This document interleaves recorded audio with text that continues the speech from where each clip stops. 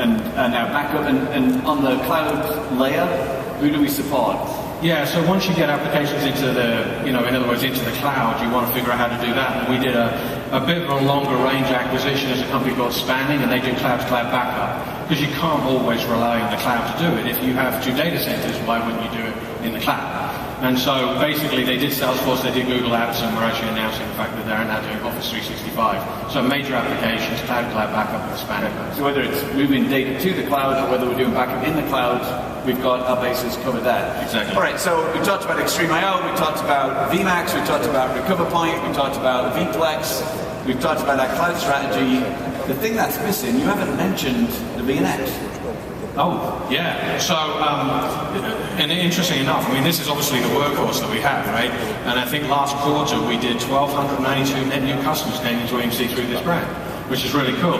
So I did have a little thing that I'd mentioned before you kicked me off the stage. One is obviously we've just got VNX through the door, and the other one is out of these customers, one of the clients that we're actually proud of is U2, the band that you might have heard of. Yeah, I've heard of it. Okay. So their new tour that's coming up, which is the Experience Tour for 2015, is actually going to be based around the VNXE product. And it's not any old VNXE. No, it's actually an all-flash VNXE. So really happy with those. And these actually, if you've got the pictures up, these are the flight cases for delivery to them. Okay, so I think last year we talked about the Vatican and the Pope and God himself being the first customer for ECS. We've now added U2 to our notorious customer list. We have. All right, fantastic.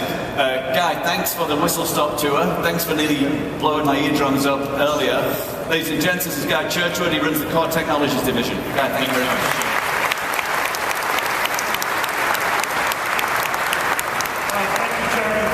So that is a wrap for our Day 1 general session. We're going to be back tomorrow with Federation Day.